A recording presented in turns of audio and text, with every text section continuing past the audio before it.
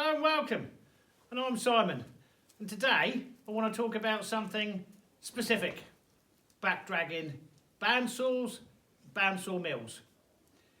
I always thought this was obvious because you get taught this when you're an apprentice, but what I'm painfully aware of is bandsaws and bandsaw mills have now reached such a price at the bottom end, anybody can go and buy one, and don't have the experience and the knowledge. And then they watch my channel and say something silly. It's a good word, silly. So I want to tell you about backdragging, specifically with regards to bandsaws, bandsaw mills. They're the same. They use bands for sawing. And they have exactly the same setup, whether you've got a bandsaw or whether you've got a bandsaw mill. There's two wheels, and there's a blade runs between those wheels. There's a drive wheel and there's a slave wheel. And the slave wheel is generally the alignment wheel. When we say alignment, this wheel moves in 4 directions, 4 axes. And you set this wheel up to align your blade where you think it needs to be or where it should run depending on the machine. On a bandsaw, if you're running a fine blade, I like to have the edge of my blade in the centre of my alignment wheel. On a bandsaw you can't do that, or on a coarse saw you can't do that. You have to run your blade so your blade is over the face of the alignment wheel. And the slave wheel is in line with the alignment wheel, give or take a fraction. So you're steering the blade on the depth of the wheel with your alignment. And then you're using your tension to tension the blade to the right tension. If you under-tension it, it will wobble. If you over-tension it, it will eventually snap.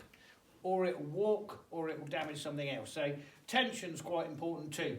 On new bandsaw mills and new sawmills, it will give you your Newton meters of torque to, on the old ones, old people like me, right, we know. We just know. We know by the sound, we know by the tension. Anyway, so, backdragging. Let me first explain how a sawmill or a bandsaw mill holds its blade in place and what it's designed to do. So there's the drive wheel, and there's the alignment wheel. And your blade should sit on that wheel in various places. Because this is a fine cut, I have my cut right in the centre of the wheel. If it was a bandsaw mill, the cutting teeth would be over the edge of the front of the wheel, because otherwise you'll destroy your wheels. And there we go. Right, so this is held in the centre of the wheel by the alignment, and it will follow that alignment on the slave wheel, provided your secondary alignment is correctly set up. You've got one above the table there, and you've got one below, and then you've got your one on the top here. And this wheel here spins, and that stops your blade from going back. So if I undo that a little bit and just unadjust it like that, then you'll be able to see that blade move and have a better understanding of what it is I'm talking about. So everything on a bandsaw mill or a bandsaw is designed for one thing, and that's to cut the wood in the direction that's intended to go against the cutting blade. So I'm going to run the bandsaw now, and because I've left this gap here, perhaps I'll just run that with that open. Because I've left this gap here, you'll see that blade push back against this wheel.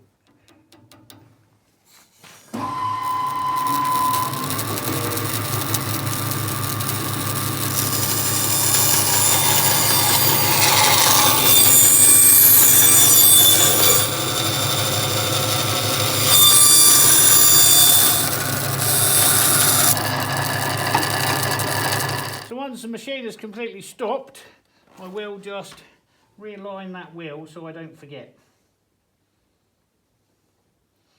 Okay, so that's how it's designed to work, and a bandsaw mill works in an identical way with a very similar set on both sides of the blades. backstop wheel and running wheels. So all of these things have specific names depending on which country you're in. I don't need telling what the correct name is in any particular region. You've got the kind of idea of what's going on here. So these wheels keep the blade in line and stop it from going backwards, so it can't run off the back of the wheel, right? Because this is the way it's designed to work. However, back dragging. This is with a bandsaw. It's when you get a piece of wood stuck, right? And you're in the cut. You're in the cut and you've got it stuck and you decide to put it backwards. Don't. You're cutting something curved, right? And when you cut something curved, you know, you can grind off the back of your blades to... Anyway, this blade isn't designed for cutting. This is designed for straight cut. But if you have a smaller blade, if you grind off the edge, right, it just makes everything better. If you're in a corner or a bend or you're cutting something, you know, archways, and you get jammed, don't pull it backwards. Don't. And don't bag drag a piece of work on any band, right? Doesn't matter whether it's a bandsaw like this or a bandsaw mill specifically works the same way. So when you back drag a piece of work past a fixed blade like this, if it catches or it's caught or anything happens, whilst you can't pull the blade off physically now, if that was running and I was to apply a very bit of light pressure like that, I'd cut my face off because it would fly off this wheel. If the doors are shut, which you never operate a bandsaw without doors being shut, it's going to hit the door. Right? It's going to destroy the blade and damage the door. On a bandsaw mill, it's exactly the same, but worse, in every conceivable way. Because you're cutting much bigger, and it's likely to be rougher. So when you get to the end of a cut on a bandsaw, when you're pushing it along, and I can't take you outside and demonstrate on our bandsaw, because we're in the middle of the winter. If you don't know, we're in the Arctic, it's not accessible.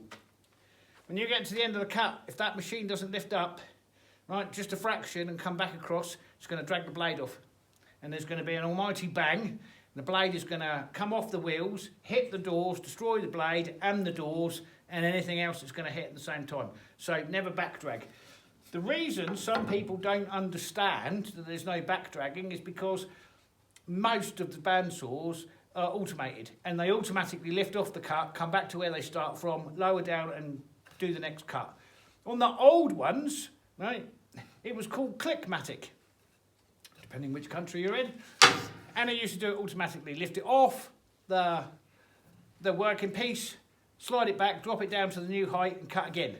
When you manually operate a sawmill, like the Woodland Mills or any of the cheaper manual sawmills, you have to come up half a turn, quarter of a turn, 1 turn, depending on the ratio of your thing, to come back across your work and reset for the next cut. If you don't, if you back drag on your blade, bandsaw mill, don't matter, it's going to come off.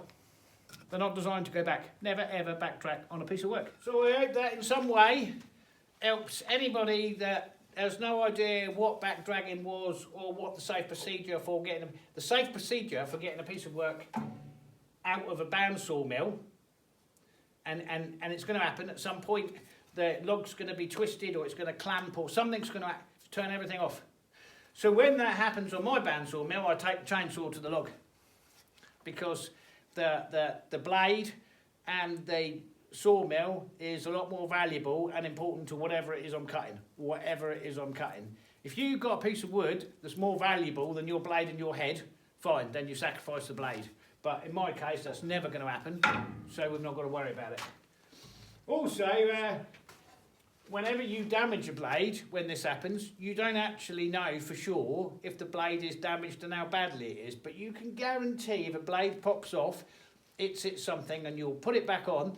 Possibly there's a chance that it will fly off again, but most likely you'll hear it and see it in your workpiece. So that's a band gone. Anyway, that's all I've got for you today. Thank you all for watching. Goodbye for now.